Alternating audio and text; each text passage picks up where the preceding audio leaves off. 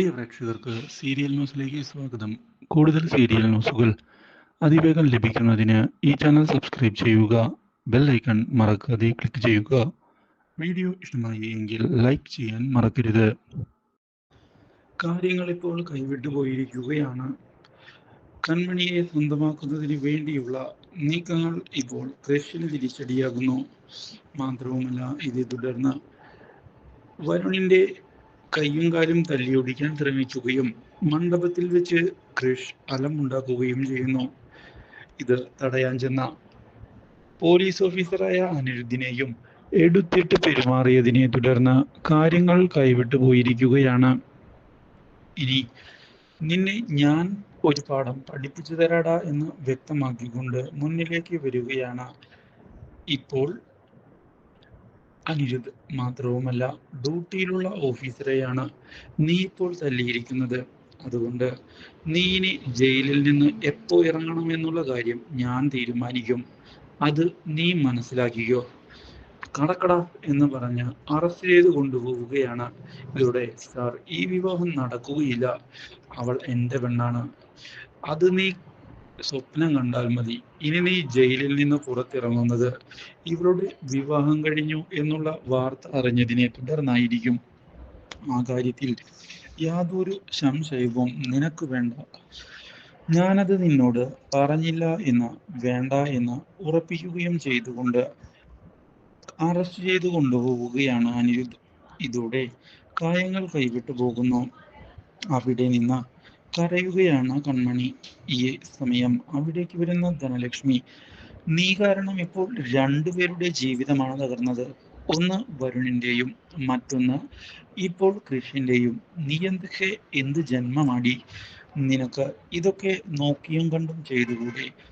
ഓരോ ആൺപിള്ളേരുടെ ജീവിതം തകർക്കുന്നതിനായി ഓരോ പെൺപിള്ളേര് വരുമല്ലോ. ഇനി എന്ത് ചെയ്യാനാ നിന്റെ വിചാരം? നിന്നെ ഈ വീട്ടിനകത്ത് ഞാൻ കേറ്റുകയില്ല എന്ന് പറഞ്ഞ് ധനലക്ഷ്മി പോകുന്നു. കാര്യങ്ങൾ കൈവിട്ടു പോയതിനെ തുടർന്ന് കരഞ്ഞ് അച്ഛനെ ചെന്ന് കെട്ടിപ്പിടിക്കുകയാണ് കൺമണി. കൺമണിയെ ആശ്വസിപ്പിക്കുന്ന കൺമണിയുടെ അച്ഛൻ കാര്യങ്ങൾ ശരിയാകും എന്ന് പറയുന്നു. നീ വിഷമിക്കാതിരിക്കെ, നമുക്ക് കാര്യങ്ങൾ ശരിയാക്കാം.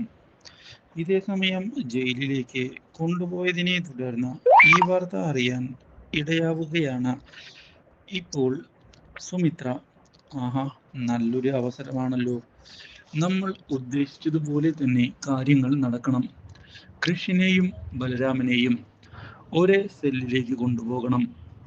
അവിടെ വെച്ച് അടിച്ച് ചാവട്ടെ അവർ. നമ്മൾ ഒന്നും അറിഞ്ഞില്ല എന്ന രീതിയിൽ നിന്നാൽ മതി കേട്ടോ. ശരി മാഡം എന്ന് വ്യക്തമാക്കുന്ന അവർ ഇതോടെ കൃഷിനെ ബലരാമന്റെ സെല്ലിലേക്ക് മാറ്റിയിരിക്കുകയാണ്. അവിടെ വെച്ച് ബലരാമൻ കൃഷിനെ കണ്ട് ഞെട്ടുന്നു. ഇങ്ങനെയൊരു കടന്നുവരവ് ഒരിക്കലും പ്രതീക്ഷിച്ചതല്ല. അല്ല, നീ എന്താ ഇവിടെ എന്ന് ചോദിക്കുന്ന ബലരാമനോട്, നിനക്ക് മതിയായില്ലടാ. എൻ്റെ കുടുംബം തകർക്കാൻ ശ്രമിച്ചവനാ നീ. എൻ്റെ സഹോദരിയെ കൊല്ലാൻ ശ്രമിച്ചവൻ. നിന്നെ എനിക്ക് ഒറ്റയ്ക്ക് കിട്ടണമായിരുന്നു. പുറത്ത് എൻ്റെ അച്ഛനുള്ളത് കൊണ്ടാ നീ രക്ഷപ്പെട്ടത് എന്ന് പറഞ്ഞ് കഴുത്തിന് കുത്തിപ്പിടിക്കുകയാണ്. ഇത് കണ്ട എല്ലാവരും നോക്കി നിൽക്കുകയാണ്. ബലരാമൻ ഒരു നിമിഷത്തേക്ക് പകച്ചു പോകുന്നുവെങ്കിലും ഇതേ തുടർന്ന് കൃഷിനെ തള്ളി മാറ്റിയിരിക്കുകയാണ്. ഇതോടെ കൃഷ് താഴെ വീഴുന്നു. താഴെ വീണ കൃഷിനോട്, ഞാൻ ചെയ്തത് തെറ്റ് തന്നെയാണ് എന്നുള്ള കാര്യം എനിക്കറിയാം. അതുകൊണ്ട് തന്നെയാണ് ഞാൻ ക്ഷമ ചോദിക്കാനും അതുപോലെ തന്നെ ശിക്ഷ അനുഭവിക്കാനും തയ്യാറായി വന്നത്. അതിനിടയിൽ നീ ഇനി ബുദ്ധിമുട്ടിക്കാൻ നിൽക്കരുത്. നീ അങ്ങനെ ചെയ്താൽ എന്തു ചെയ്യുമെടാ എന്ന് തിരികെ കൃഷ് ചോദിച്ച് ആക്രമിക്കാൻ വന്നതിനെ തുടർന്ന് കൃഷിനെ തടഞ്ഞിരിക്കുകയാണ് ബലരാമൻ. അല്ല, നീ എന്താ ഇപ്പൊ ഇവിടെ?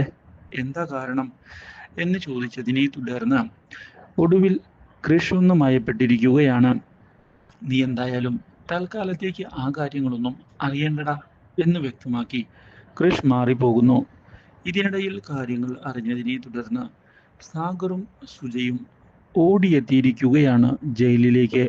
കാര്യങ്ങൾ മനസ്സിലാക്കുന്ന അവർ ജാമ്യം ഉടനെ തന്നെ എടുക്കണം എന്നുള്ള തീരുമാനം എടുക്കുകയും ചെയ്യുന്നു.